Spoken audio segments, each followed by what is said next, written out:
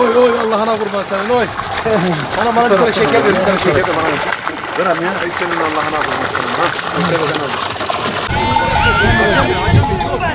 Gel sen gel bir içeride gel. Ben yiyeceğim. Sen rahat ol. Sen rahat ol. Gel gel. Buraya gel. Yok. Hadi benim sayfasına.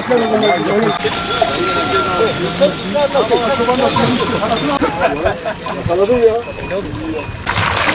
Allah kabul etsin inşallah. Amin. Evet Sayın Müdürüm buradayız. Tamam geldik.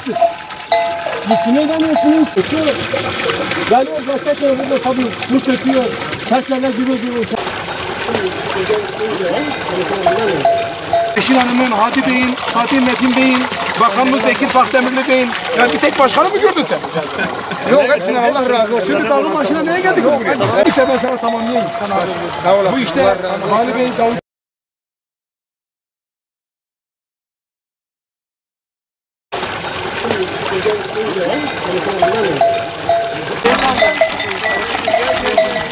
Ben de gerçekten güzel bir şey. Neyse ben sana tamamlayayım. Sağ olasın. Bu işte Hali Bey, Davutçu'nun çok ciddi emeği var. Bütün emeği belediye başkanımız Sayın Fatma Şahin'in çok büyük emeği. Neden bu deprem bu sanki? Ben sadece başkanımızdan mı atlasın? Evet hazır mısınız? Bir saniye ben buradayım hocam. Buradayız. Şu anda Şehit Kamil ilçemize bağlı Ülkerli kırsal mahallemizdeyiz. Burada 11 tane üreticimiz küçükbaş hayvancılık yapmakta. Üreticilerimiz gerçekten yıllardır burada, işte biraz önce de ellerini gösterdi, hep nasır tutmuş kovayla su çekip hayvanlarını bu şekilde suluyorlardı. Bize de dediler buraya bir güneş paneliyle çalışan su kuyusu sistemi yapabilir misiniz dediler. Biz de imkanlarımızı zorladık.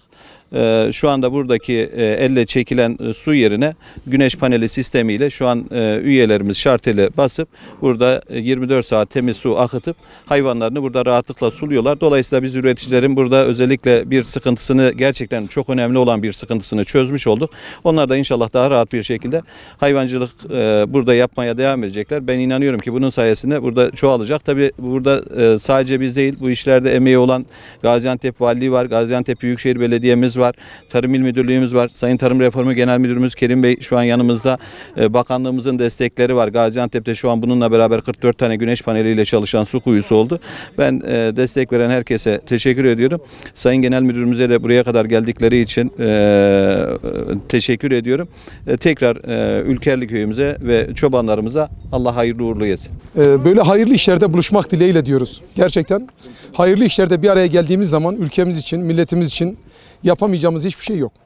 Bugün şu anda Ankara'dan Tarım Reformu Genel Müdürümüz Sayın Kerim Üstün Bey gerçekten çok ciddi manada bize zaman ayırarak şu anda köyde, dağın ortasında böyle bir suyla ilgili, hayvanla ilgili bir iş ve işlemde bizimle birlikte. Daire Başkanımız yine burada Emre Gürçay Bey bize ciddi manada destek çıkıyor. Burada evet gerçekten Koyun Keçi Birlik Başkanımız Osman Başkan göreve geldiğinden bu yana da emekleri inkar edilemez. Çok ciddi çalışmalar yapılıyor. Ancak bu çalışmaların tamamı hani bu Gaziantep'teki birliktelik, ortaklık olan var ya, evet. Sayın Valimizin önderliğinde, Büyükşehir Belediye Başkanımızın ciddi destekleriyle, Şahin Belediye Başkanımız Sayın Mehmet Hamazoğlu'nun, Fatma Şahin hanımefendinin çok ciddi destekleriyle burada bir birliktelik var. O zaman o birliktelik ciddi bir iş yükünü sırtınızdan kaldırıyor. Ankara boyutunda Sayın Milletvekillerimiz, Bakan Yardımcımız Sayın Ayşin Hanım, Bakanımız Sayın Bekir Pakdemirli Bey'in çok büyük talimatlarıyla oradaki işlerimiz de bu şekilde kolaylaşıyor. İşte şu anda sulama projelerinde sadece bu yıl için Sayın Genel Müdürümüzün Gaziantep'e vermiş olduğu para 45 milyon TL. Sadece sulama projelerinde 1040 tane sulama projemiz var. Kırsal kalkınmada yine Sayın Genel Müdürümüzün sadece bir kalemde vermiş olduğu para 36 milyon TL. 30'un üzerinde kırsal kalkınma ekonomik yatırımlarla ilgili bir yatırım var. Bunların tamamını bir göz önünde bulundurduğunuzda buradaki çiftçiye etkisini, çarpanlarını çok ciddi manada görebiliyorsunuz. Ben burada çiftçilerimizin ellerinden öpüyorum. Bu yetiştiriciliği yapmak kolay değil. Burada bu hayvancılıkla dağın başında uğraşmak kolay değil. Bizim de amacımız onların bir nebze olsun sıkıntılarına, dertlerine ortak olabilmek. Buna da vesile olan değerli büyüklerimizden hepsinden Allah razı olsun. Genel Müdürlüğümüzün ana görevi kırsal kalkınmanın sağlanması. Bugün burada gerçekten kırsal kalkınmanın sağlanması anlamında önemli bir hizmete tanıklık ediyoruz. İl Müdürümüz başta olmak üzere başkanımız, hepsine teşekkür ediyorum. Üreticilerimize teşekkür ediyorum. Elleri nasırlı gerçekten gördük. İnsanın içi acıyor. Gerçekten önemli bir çalışma. Emeği geçen herkese teşekkürler. Üreticilerimize de bol kazançlı, hayırlı işler diliyorum. Teşekkür ediyorum.